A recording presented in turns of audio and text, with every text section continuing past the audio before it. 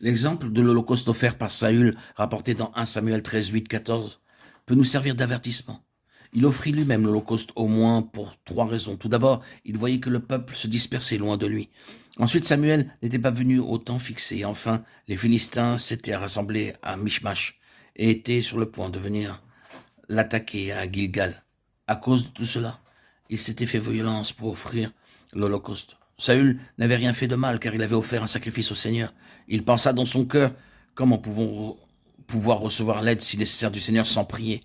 Il en conclut que s'il priait davantage, il s'attirerait les faveurs de Dieu. S'il accomplissait un peu plus de son service envers le Seigneur, il recevrait la puissance pour délivrer son peuple de la main des ennemis. Saül a dû être bien surpris lorsque Samuel lui déclara « Tu as agi en insensé. Tu n'as pas observé le commandement que l'Éternel, ton Dieu, t'avait ordonné. L'Éternel aurait affermi pour toujours ton règne sur Israël, et maintenant ton règne ne durera pas. L'Éternel s'est choisi un homme selon son cœur, et l'Éternel l'a destiné à être le chef de son peuple, parce que tu n'as pas observé ce que l'Éternel t'avait commandé. 1 Samuel 13, 13, 14.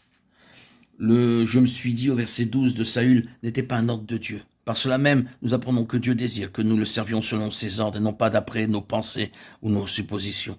Toute œuvre qui a pour base nos suppositions ou nos plans sera rejetée par le Seigneur, car il cherche un homme selon son cœur. Il apprécie beaucoup plus notre obéissance que ce que nous faisons. Écouter sa parole vaut mieux que la graisse des béliers. 1 Samuel 15, 22. Chaque serviteur de Dieu doit se souvenir de cela. Trop souvent, nous nous hâtons pour faire les choses comme le fit Saül. Nous avons du mal à croire que Dieu n'est jamais en retard. Nous ne sommes pas capables d'attendre son heure. Nous ne voyons que notre besoin, les circonstances, et nous négligeons d'attendre l'heure de Dieu. C'est ainsi que nous faisons ce que le Seigneur ne nous a pas ordonné. Nous savons que Saül fut rejeté par Dieu, parce qu'il avait été trop zélé, trop impatient d'offrir le sacrifice et trop hâtif dans la prière.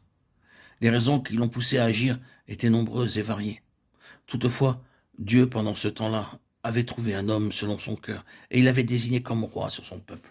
L'homme que le Seigneur désire n'est pas quelqu'un d'irréfléchi, d'empressé, au point de ne pas savoir attendre. Si nous avions dû choisir, nous aurions sans nul doute opté pour quelqu'un de semblable à Saül. N'était-il pas un homme hors de l'ordinaire? Il dépassait de la tête tout le peuple. Cependant, Dieu ne cherchait pas un homme hors du commun, mais un homme selon son propre cœur. Le but de notre service pour le Seigneur ne doit pas être le désir de faire de grandes choses pour notre satisfaction et celle des autres, mais pour que le cœur de Dieu soit touché et qu'il soit satisfait.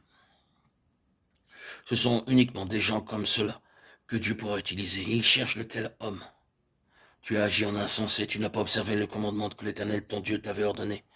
L'Éternel aurait affermi pour toujours ton règne sur Israël, et maintenant ton règne ne durera point. L'Éternel s'est choisi un homme selon son cœur, et l'Éternel l'a destiné à être le chef de son peuple, parce que tu n'as pas observé ce que l'Éternel t'avait commandé.